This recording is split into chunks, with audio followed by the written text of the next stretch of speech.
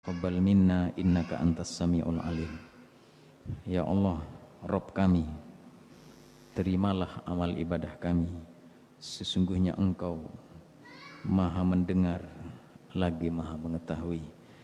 Amin Allahumma amin. Salawat dan salam atas Nabi kita Nabi Muhammad sallallahu alaihi wasallam. Jamaah sekalian, kita masih ngaji tentang kitab Al-Qaulul Mubin fi Akhta'il Musallin. Masih membicarakan tentang kekeliruan kaum muslimin dalam pelaksanaan ibadah sholat, baik itu berkaitan dengan pakaiannya, tempatnya, maupun tata caranya. Dilanjutkan kesalahan-kesalahan seputar pelaksanaan di masjid, termasuk kesalahan dalam bab adzan sudah kita kaji. Sekarang jamaah sekalian kita sampai pada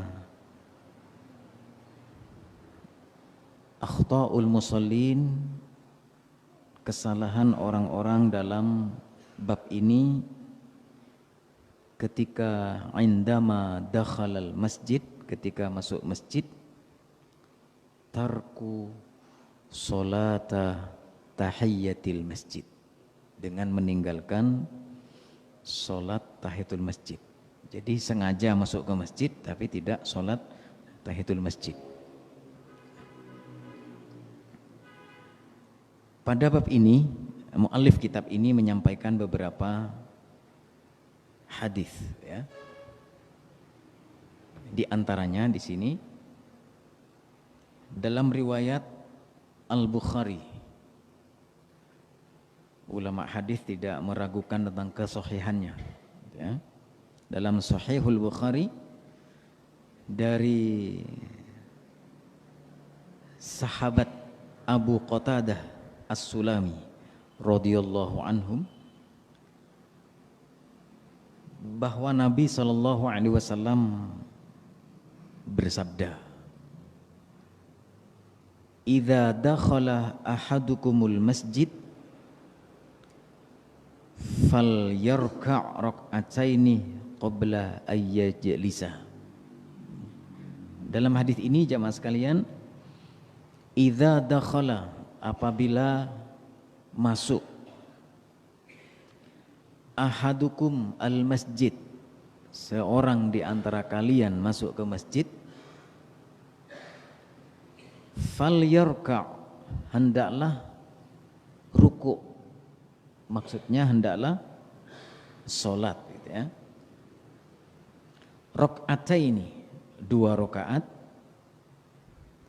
qabla ayyajlisa, sebelum ia duduk. Ini berlaku bagi laki-laki maupun perempuan, bagi muslim dan muslimah yang masuk ke masjid. Sebelum melakukan aktivitas, termasuk sebelum duduk di masjid, sebelum menghadiri majelis ilmu, maka dianjurkan ia untuk sholat 2 rakaat. Dalam riwayat yang lain, idza dakhala ahadukumul masjid fala yajlis hatta yusalliya rak'atain.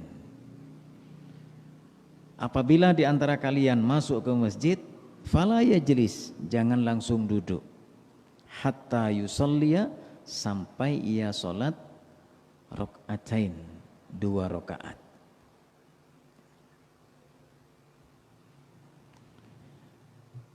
Dalam kitab ini juga disebutkan, suatu ketika Abu Qatadah As-Sulami masuk ke masjid. Hinama Abu Qatadah dakhala ilal masjid wa wajadan Nabi sallallahu alaihi wasallam jalisan ma'a ashabihi radhiyallahu anhum ajma'in. Abu Qatadah As-Sulami masuk ke sebuah masjid, ketika itu mendapati Nabi SAW sedang duduk bersama para sahabat. Abu Qatadah langsung bergabung ke majelis itu, juga langsung duduk. Jadi Abu Qatadah langsung duduk.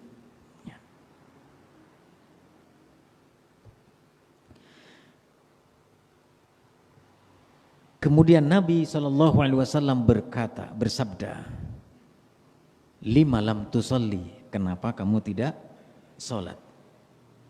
Faqala Abu Qatadah berkata,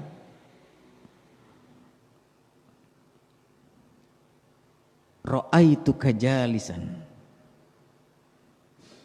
wan nasu yajlisun. Aku melihat panjenengan duduk wahai Rasul, dan para sahabat juga duduk. Maksudnya yang lain, manusia yang lain juga duduk. Faqala sallallahu alaihi wasallam, kemudian Rasulullah sallallahu alaihi wasallam bersabda, fa idza dakhala ahadukumul masjid fala yajlis hatta yarka' rak'atain. Hadis yang ini diriwayatkan juga oleh Al-Bukhari.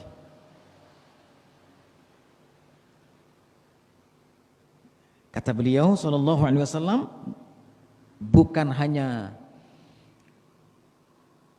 khitabnya kepada Abu Qatadah As-Sulami, bukan yang dimaksud dengan diajak bicara hanya untuk Abu Qatadah radhiyallahu an, akan tetapi beliau menyampaikan kepada para sahabat yang lain. Di sini beliau menyampaikan, idza dakhala ahadukumul masjid, apabila salah seorang dari kalian masuk ke masjid, fala yajlis, hendaklah ia tidak duduk, hatta yarka' rak'atain, sampai dia melaksanakan salat 2 rakaat. Di sini menggunakan yarka', maksudnya salat.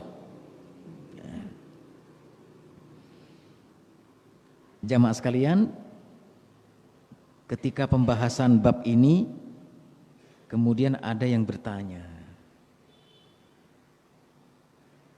ketika kami datang ke masjid, kemudian pada saat itu ada larangan untuk sholat, seperti ba'da sholat subuh sampai terbit matahari, setelah sholat asar sampai maghrib.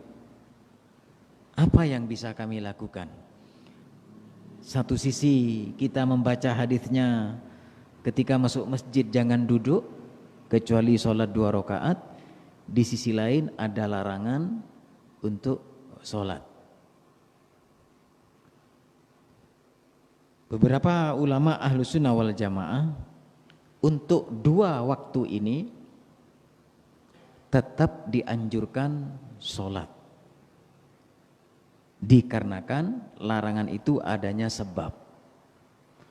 Akan tetapi jika pas berkaitan bersamaan dengan waktu yang memang dilarang, yaitu ketika matahari menjelang terbit atau pas terbenam, atau matahari pas ada di menjelang zuhur, sebagian ulama mengatakan sebaiknya dia tidak melaksanakan sholat, nunggu beberapa saat. Akan tetapi dalam waktu yang lain, seperti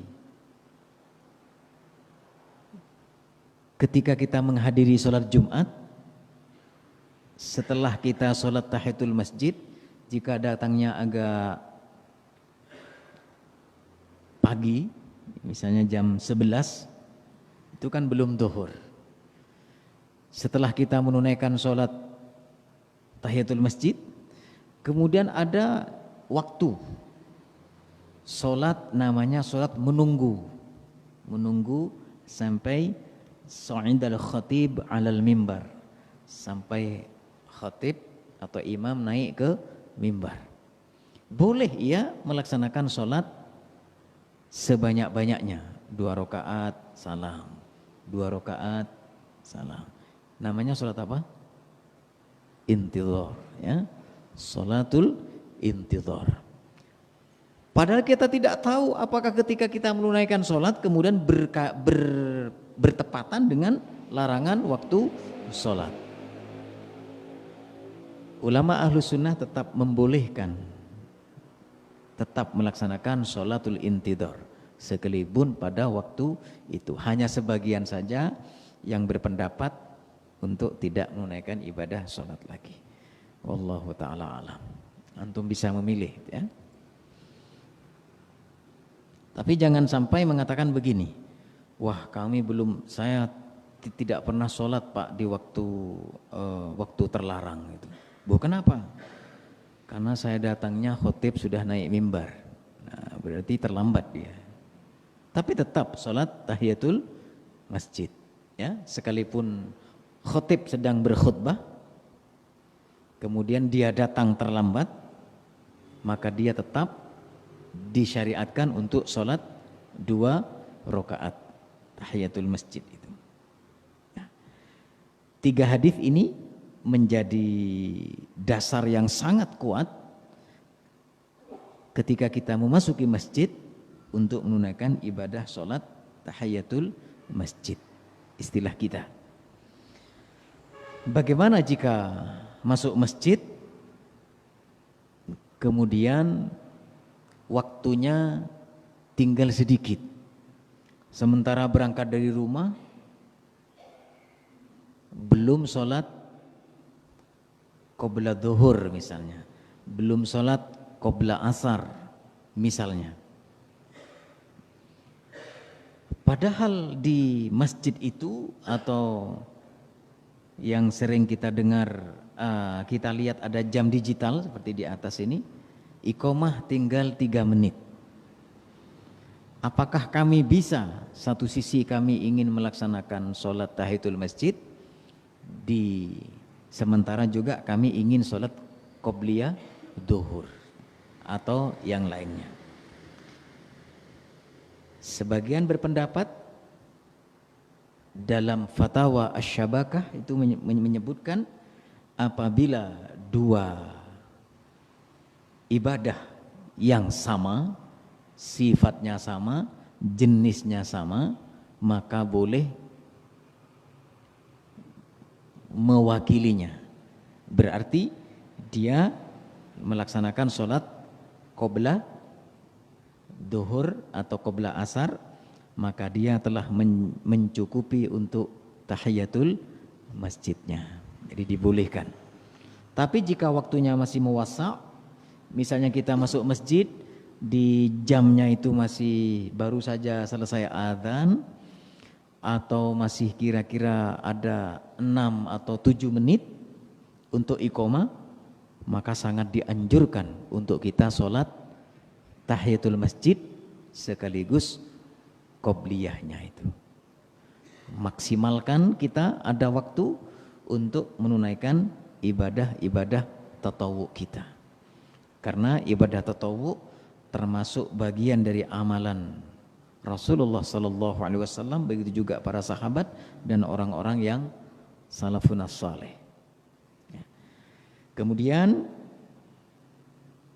di antara hikmah dan faedah dari pelaksanaan sholat tatawwu bisa menyempurnakan kekurangan-kekurangan kita dalam melaksanakan sholat yang fardu.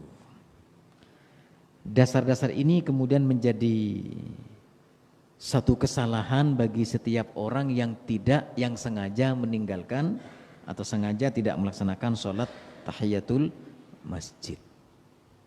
Dasar-dasar hadis tentang keutamaan sholat tahiyatul masjid ini.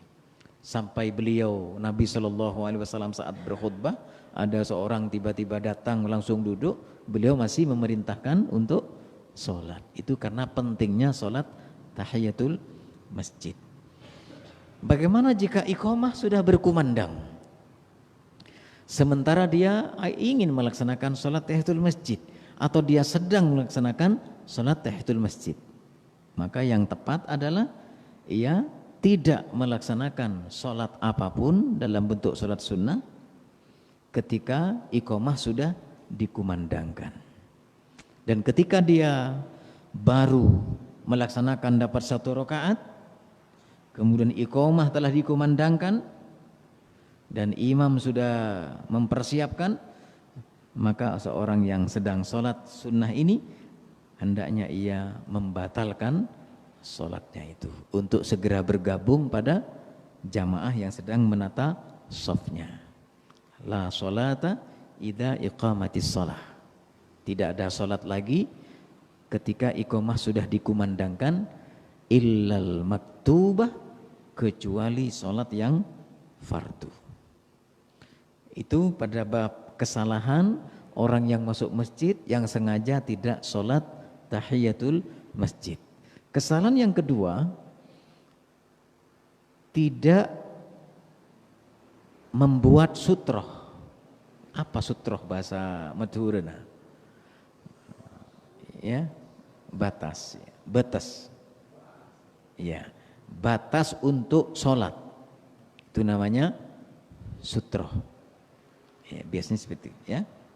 La tusolli illa sutroh. Janganlah engkau sholat kecuali ada sutroh. Kalau batas bangunan bukan sutroh. Nanti sedang ngukur tanah, ada sertifikat tanah, ambilkan sutroh itu. Nah, bukan sutroh itu. Apa kalau batas tanah itu? Yang petok ya. Ya. Baik, jamaah sekalian. Jadi hendaknya kita memperhatikan bab ini. Sudah pernah kita kaji dalam bab sutroh tentang keutamaannya. Kita mendekat ke dinding, ke tembok, ke tiang. Jika jaraknya terlalu jauh mau mendekat, masjidnya sangat lebar, maka ambil sesuatu yang bisa dijadikan batas untuk sholat. Benda yang tinggi, yang tingginya seperti pelana unta. Berapa kira-kira? Mungkin sekitar, ya. Baru kemudian jika tidak ada sama sekali, tidak ada sudah, mau ke tembok tidak ada, tiang tidak ada, kemudian mau dijadikan benda, tidak bawa buku, mau diberdirikan, tidak bawa benda, mau dijadikan sutroh, terakhir sudah, terakhir ini garis, terakhir. Tapi jangan bergampang-gampangan kemudian, oh enggak ada apa-apa, kerislah cukup, kui saja derulah cukup. Tidak, jangan sekalian. Jadi menggampang-gampangkan, padahal ada kesempatan untuk mendekat, ada kesempatan untuk ada benda, kemudian merasa cukup dengan garis dari tempat sholat. Itu tidak demikian, sekalian.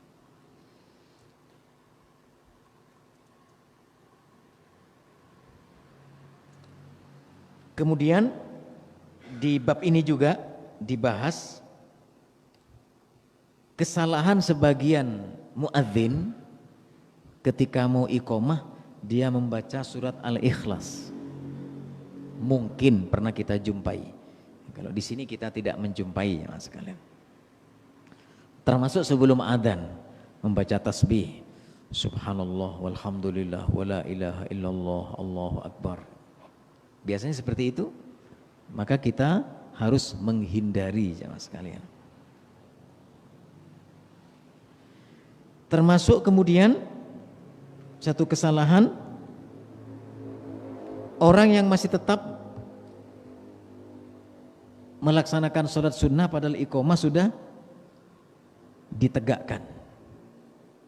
Tadi hadis yang saya bacakan di sini juga disebutkan dari Abu Hurairah, semoga Allah meridhoinya, bahwa Nabi SAW bersabda, "Idza uqimatis salatu", apabila telah dikumandangkan iqamah, maksudnya apabila telah dikumandangkan untuk salat, fala salatah illal maktubah, maka Tidak ada sholat lagi selain sholat wajib, sekalian. Ini riwayat dari Imam Muslim, ya, dari Imam Muslim.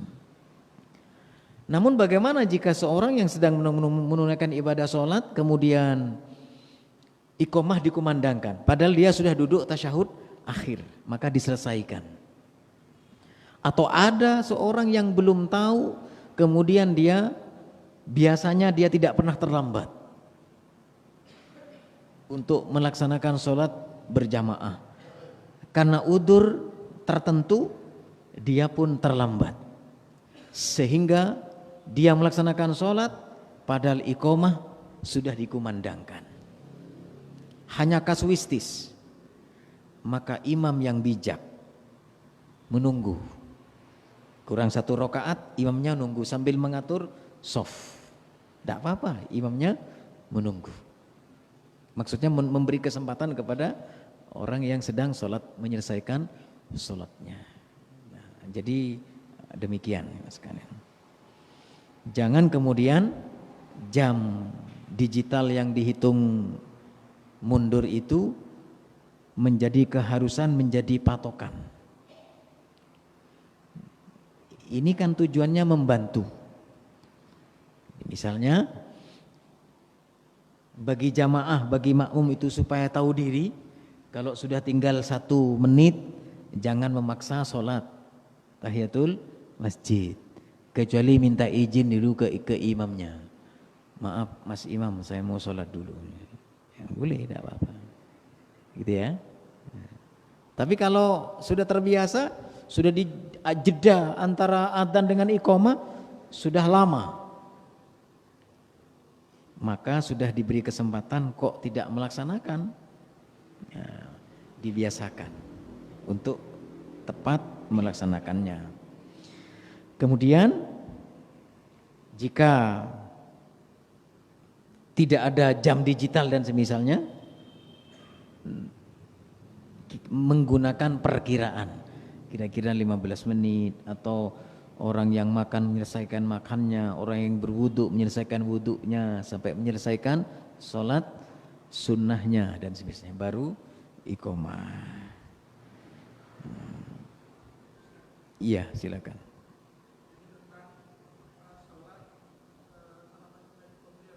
Iya.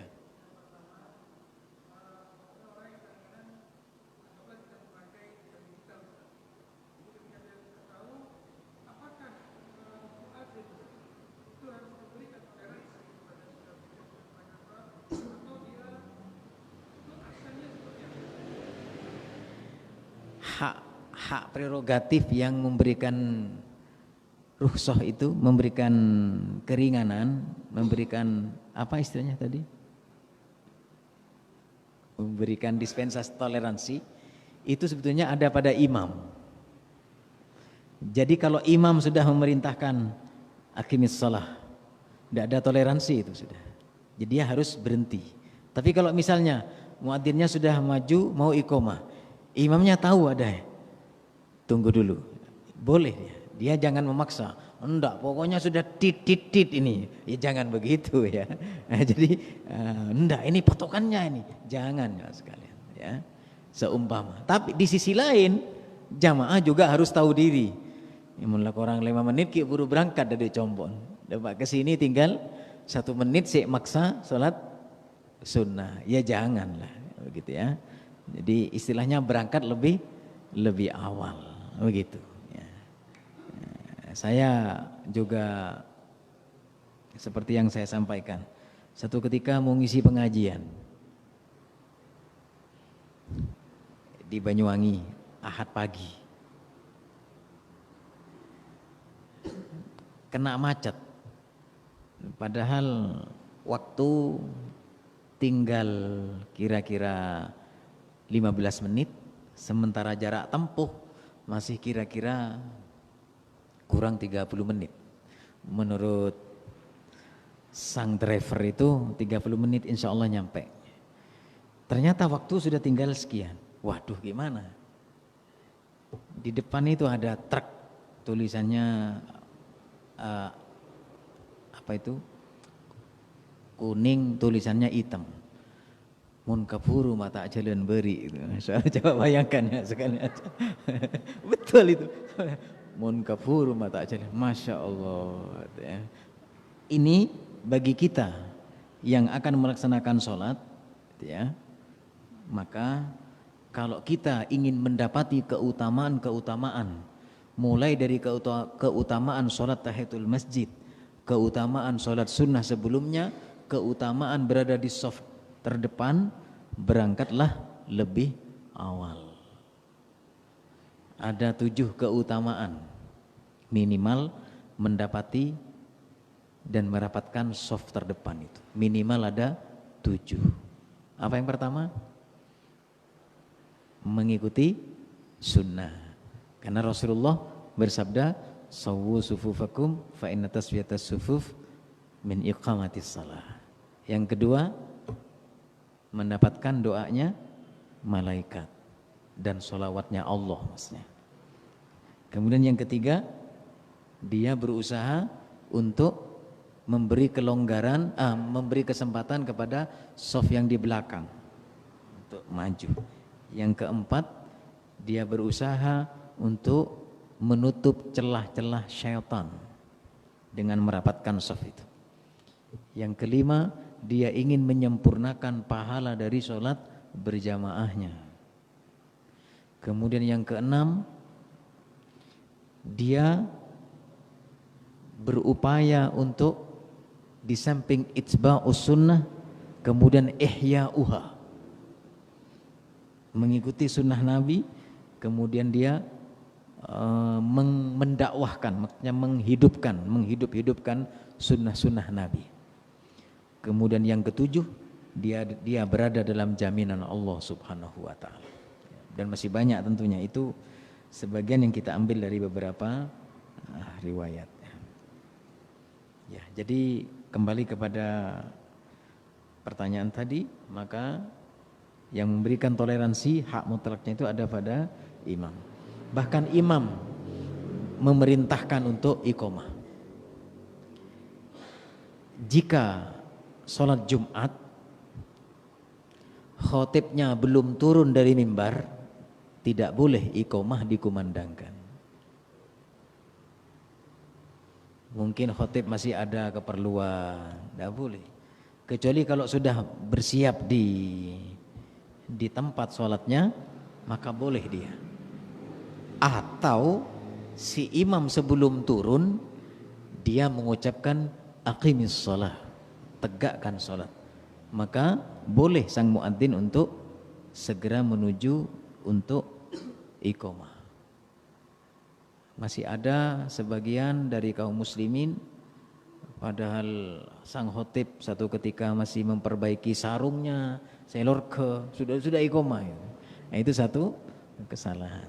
Jadi menunggu turunnya dulu, ya. Artinya memposisikan dari tempat sholatnya itu. Ya. Ada sesuatu yang ya?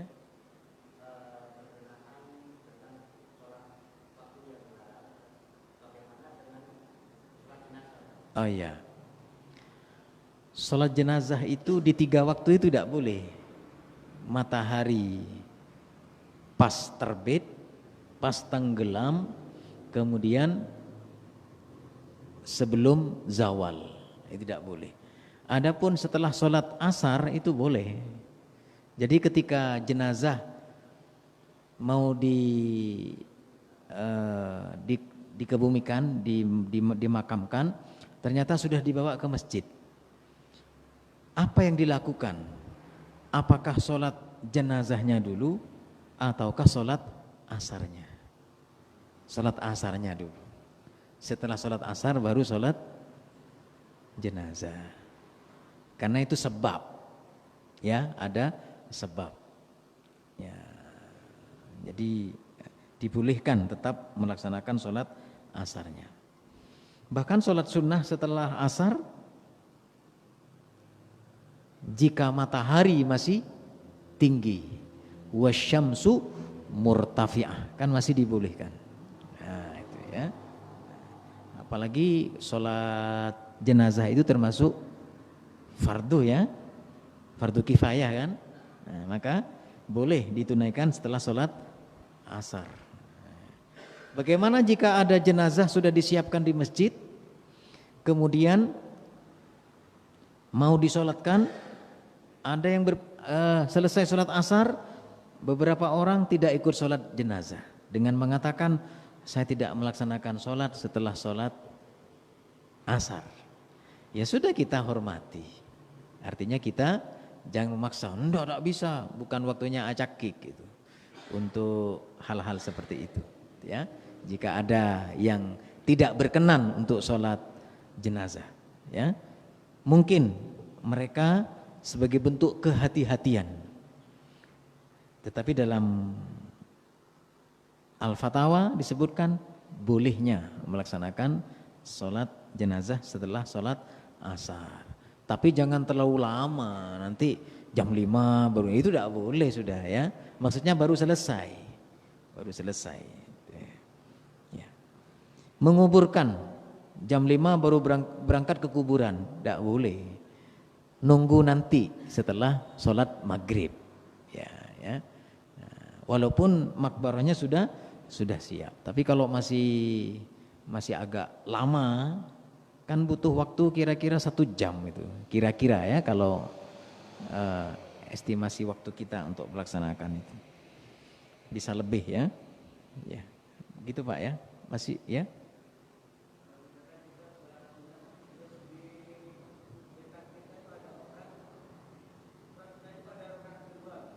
Sholat sunnah pada rakaat kedua.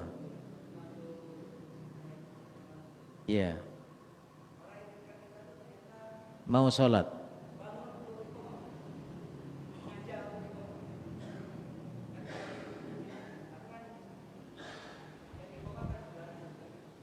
Oh iya.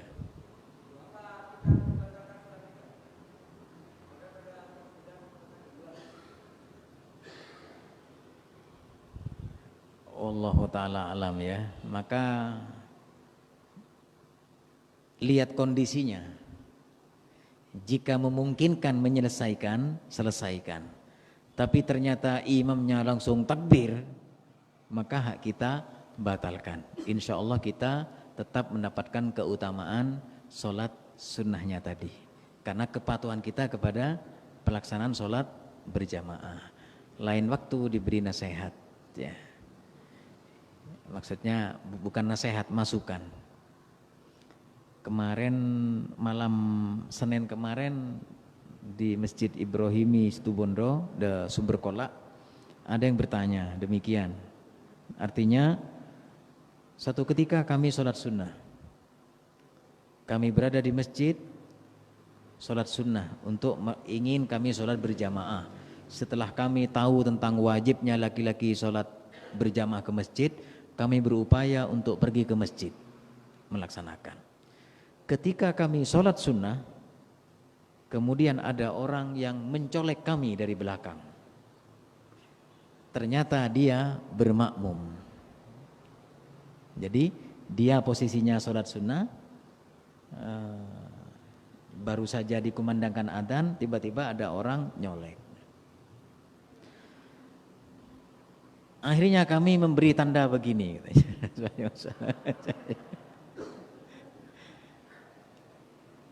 Apakah kami salah? Ya salah. Salah. Kan jelas salah. Walaupun tidak menoleh, beri tanda ya ke belakang. Tidak seperti itu. Yang mencolek juga salah. Sholat kok colak mencolek. Kalau pas kena orang yang latah gimana? Ya. Nah, jadi tidak ada syariat untuk colak mencolek, ya.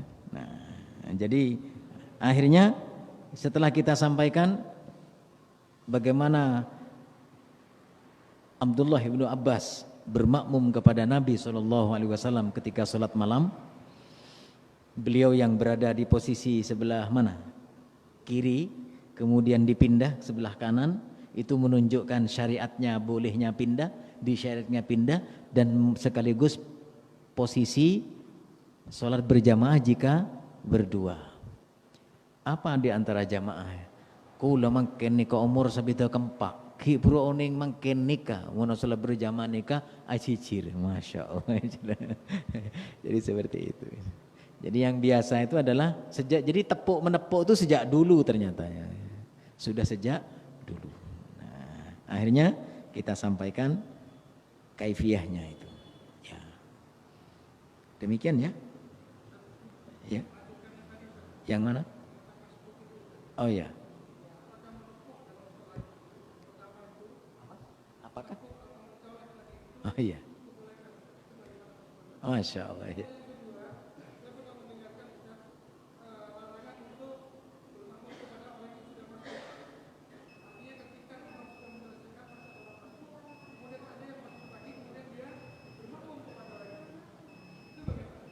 Iya.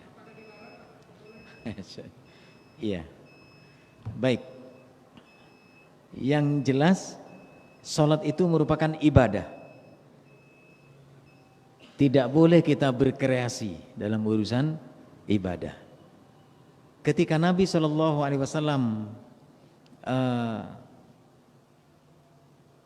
melaksanakan sholat dan posisi imam ada di sebelah kiri, digeser ke sebelah kanan.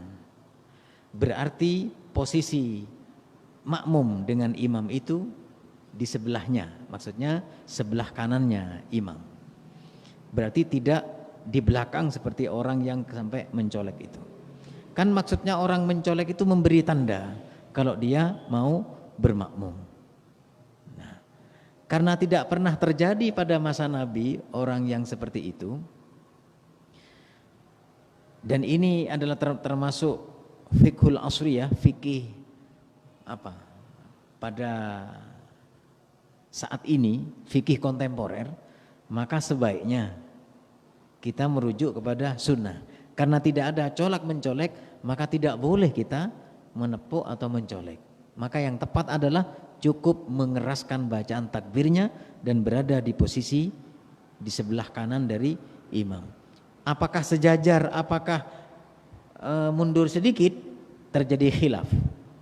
Ya, terjadi khilaf. Ada yang berpendapat sedikit mundur, ada yang tetap sejajar. Namun lebih banyak yang menggunakan yang sejajar. Cukup bertakbir dengan mengeraskan, sehingga dia sebagai tanda bahwa dia bermakmum. Dan dia tidak perlu mengucapkan makmuman, tidak usah, langsung sudah takbir. Nah, bagaimana imam yang sedang sholat seperti itu? Apakah ia harus merubah niatnya? Oh tidak, tetap sudah melaksanakan itu. Bahkan seumpama dia, si pemuda tadi yang di sana itu bertanya, dia posisinya sholat sunnah, karena ternyata yang bermakmum itu adalah calon mertuanya, akhirnya dia terpaksa sholat sunnahnya 4 rakaat untuk menyempurnakan. Masya Allah, ya itu tidak boleh ya. Jadi tetap dua rakaat. Berarti sudah ada perasaan tidak enak itu ketika itu terjadi. Ya, dia dengan polosnya menyampaikan. Masya Allah, kemudian kita sampaikan kaifiyah sholat itu. Nah, jadi tidak boleh kita tepuk menepuk. Nah, maka terus jika panjenengan yang ditepuk, ya sudah dimaklumi saja. Tidak perlu melarang. Kan posisi sedang sholat, berarti langsung aja takbir. Ketika ruku berarti antum mundur sedikit. Atau jika memungkinkan dia yang ditarik ke depan. Ya, kalau tidak terlalu jauh dari sutra, maka mundur sedikit untuk mensejajarkan. Ternyata dia mundur lagi, kan bisa juga itu. Ya sudah, jangan diikuti. Maksudnya jangan mundur lagi, enggak. Ya berarti dia belum paham. Dan itu bisa terjadi, dan itu pernah terjadi, ya, pernah terjadi. Atau kita ketika sedang ruku tahu terlalu jauh, kemudian kita tarik, ternyata dia pekun cekak.